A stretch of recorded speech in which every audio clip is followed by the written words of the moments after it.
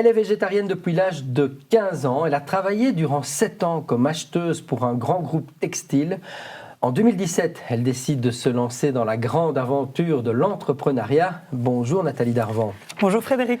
Alors, l'histoire de votre société, Nats Rawline, est directement connectée, je dirais, à un historique vegan. Comment vous avez découvert que vous êtes végétarienne ? Oui, en fait, à l'âge de 15 ans, donc moi je viens d'une famille très traditionnelle. On mange du poulet frites, tomates farcies le vendredi. Et en fait, ce type d'alimentation ne me nourrissait pas et ne me faisait pas du bien. Donc j'ai vraiment eu un espèce de mal-être à l'âge de 15 ans.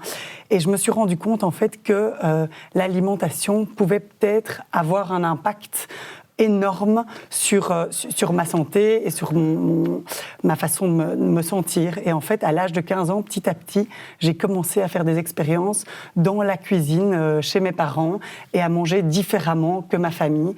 Et en fait, petit à petit, ce type d'alimentation me plaisait et je voyais que j'avais plus d'énergie, je me sentais mieux dans mes pompes. Et c'est comme ça, en fait, que l'histoire a commencé.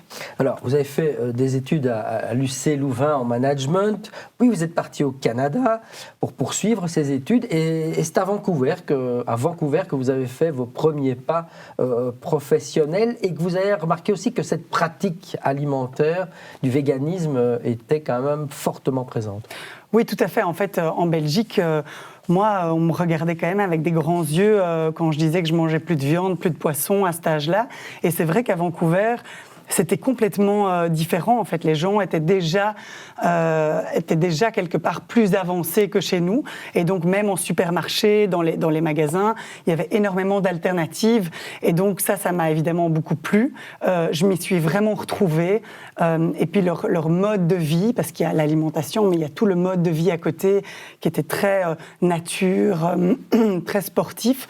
En fait, je me suis très bien sentie là. Et donc, je suis restée là. En fait, je suis partie pour 6 mois en Erasmus, mais je suis restée 5 ans. Ok. Et ça va nourrir votre projet d'entrepreneuse. On ne va pas aller trop vite. Il y a une quinzaine d'années, vous revenez en Belgique et vous travaillez pendant 7 ans pour le groupe CA, le groupe de mode. Un bon souvenir ? J'ai adoré mes 7 ans là-bas.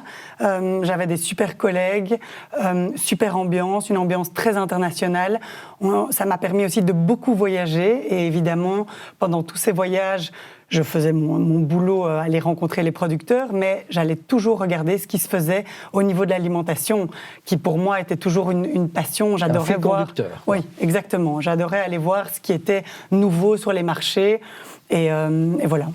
Et donc, qu'est-ce qui fait qu'à un moment donné, vous quittez ce boulot qui est somme toute confortable pour lancer votre propre entreprise en 2017 ? Donc, CA passait par une restructuration et en fait, moi, c'était l'année où j'allais à Dhaka, donc au Bangladesh, et donc je me suis retrouvée dans une usine de production à négocier dans une petite salle avec beaucoup d'air conditionné, un t-shirt à 30 cents. Et là, j'ai vraiment eu un déclic. Là, je me suis dit, Nat, qu'est-ce que tu fais ? En fait, l'alimentation me passionnait et je ne m'y retrouvais plus dans mon job, en fait. Et donc, c'est ça, au moment de la restructuration, que CM m'a proposé un autre boulot que j'ai refusé. Et c'est à ce moment-là, j'ai lancé ma boîte et les planètes s'alignaient à ce moment-là, quoi. C'est facile de lancer sa boîte ? Oula, non. Non. Non. Qu'est-ce qui est le plus compliqué ? Si j'avais su aujourd'hui, que tout ce par quoi je suis passée, je suis pas certaine que je recommencerais. Mais vous n'avez pas de regrets quand même ? Non, bien sûr que non. J'ai adoré, j'ai énormément appris, mais c'est sûr que c'est le parcours du combattant ou de la combattante ? Oui, il faut bosser, quoi. Ouais. Et en plus, j'étais enceinte, et en plus, non, il faut bosser, et on pleure, et on passe par des doutes, on passe par des moments très difficiles, on se sent fort seul, mais ça m'a appris énormément, évidemment. J'ai adoré. Alors, au tout début, vous faites vos gâteaux véganes dans votre cuisine, hein. C'est comme ça que commence l'aventure de Nats Rawline. Et puis, vous y allez au culot. Oui. Vous allez voir de l'aise. Oui. En fait, j'ai commencé à faire mes gâteaux chez moi à la maison. Ça tenait pas la route, hein, il faut se le dire. Pendant 1 an, ça ressemblait à rien. Et à un moment donné, parce que, pour la petite histoire, je suis pas super douée en cuisine. Mais donc, après 1 an, j'ai vraiment eu quelque chose qui tenait, qui avait la forme d'un gâteau. Et là, je me suis dit, en fait, les premiers chez qui je vais aller tester ça, c'est ma famille, qui sont très traditionnels. Donc, je leur ai évidemment pas dit que c'était du vegan, du sans gluten, du sans lait, sans beurre, sans œufs. Et donc, j'ai été leur faire goûter. Et c'est là où mon frère m'a dit, t'as pas envie de m'en ramener pour mes dîners? Et là, je me suis dit, peut-être que je tiens à quelque chose. Et en effet, j'avais envie de pouvoir inspirer des gens à manger différemment, tout en se faisant du bien. Et je me suis dit, comment aller toucher un maximum de gens? C'est pas en allant dans le petit magasin du coin, mais c'est en allant toucher la grande distribution. Et c'est là où j'ai contacté Delhaize, et qui m'ont demandé de venir 1 semaine après pour présenter mon produit. Et j'y suis allée. Ça vous a surpris qu'ils acceptent de travailler avec vous? Mais en fait, j'ai adoré parce que l'acheteuse, à ce moment-là, m'a tout de suite répondu « Je cherche des pâtisseries véganes et en plus, le fait qu'elles soient crues, c'est un plus pour nous. Et en plus de ça, on serait le premier supermarché en Europe à vendre des pâtisseries comme ça. » Donc elle était vraiment très emballée par le projet. Alors là, vous basculez quand même dans la production, entre guillemets, industrielle. On vous demande du produit, du chiffre, de la quantité. Et là, vous croisez la route de Michael Labro, qui est le fondateur de PM Suite, qui deviendra manager de l'année quelques années plus tard, en 2023. Comment ça se fait? En fait, quand j'étais donc à ce fameux rendez-vous de Delhaize, je leur ai fait goûter mes pâtisseries. Et là, j'avais 5 personnes autour de la table qui m'ont dit « Nathalie, quand est-ce que tu peux commencer à nous livrer ?» J'ai dit « Mais je ne peux pas. Je ne peux pas. » J'avais pas de packaging, j'avais pas d'usine de production, j'avais rien. Et en fait, c'est là où Delhaize m'a mis en contact avec leur producteur de macarons. Voilà. Donc j'ai été rencontrer Michael qui m'a dit « Écoute, voilà, j'adore ton concept. Moi, je suis sur mes macarons, mais voilà mes vieilles machines, parce que lui était déjà à la vitesse supérieure. Voilà mes vieilles machines. Débrouille-toi, fais ton produit là-dedans. » Et donc, c'est là où, pendant 6 mois, j'ai bossé comme une dingue à créer, parce que passer de ta cuisine à l'échelle industrielle, c'est un boulot de dingue. Donc là, c'est là où j'ai commencé à produire avec Michael. Et en fait, depuis lors, on ne s'est plus quitté. Et je produis encore aujourd'hui chez lui, dans son usine, avec plein de projets qu'on a ensemble. Alors justement, aujourd'hui, 8 ans plus tard, quel est le profil de Natsrolim en termes de chiffre d'affaires, en termes de collaborateurs, en termes de, je sais pas moi, de nombre de gâteaux produits par semaine? Alors, on produit environ 30 000 gâteaux par jour.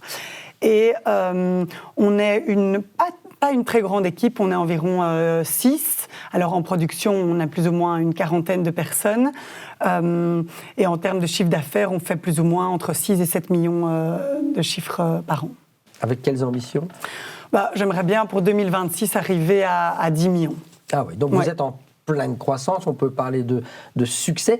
Finalement, vous avez réussi à combler un besoin qui n'était pas encore vraiment assouvi chez le consommateur pour revenir à votre adolescence de 15 ans où vous ne trouviez pas les produits? Exactement. En fait, c'était ça tout le challenge, c'était de faire rentrer un produit en plus dans la grande distribution qui n'était pas du tout connu par le consommateur.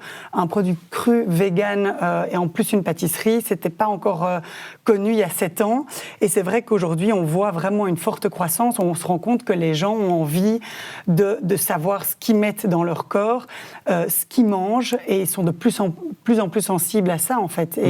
Et donc, je pense que ça vient de là aussi, la croissance. Oui.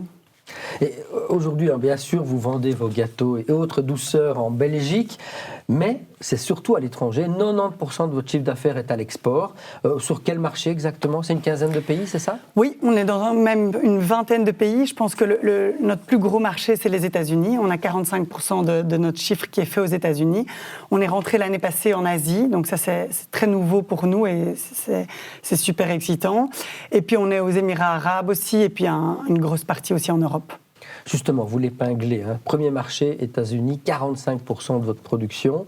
Comment vous vivez cette tension constante autour des droits de douane et des menaces de Donald Trump. C'est pas perturbant en tant qu'entrepreneuse? Comment vous vivez ça? Alors, oui, alors on a eu on a eu peur, en effet, il y a quelques semaines, avec avant qu'il annonce la période des 90 jours, parce que là, on était à du 30%, je pense. Bon, là, c'était clairement un peu la panique. Avec notre partenaire aux États-Unis, on a beaucoup réfléchi de comment on allait appréhender ça. Après, voilà, il est passé à du 10%. Pour mes produits, ça n'a pas un gros impact parce que j'ai pas un gros concurrent aux États-Unis. Donc, pour le moment, on est OK. Alors, clairement, je me focus aussi sur d'autres marchés. Vous changez un peu votre fusil d'épaule en termes de stratégie? Oui, j'ai envie d'en effet accentuer plus l'Asie. Je pense que ça peut être aussi un chouette marché. Mais évidemment, la question aux États-Unis qui se pose, c'est est-ce qu'on ne déplacerait pas notre production aux États-Unis? Et ça, on y réfléchit avec Michael.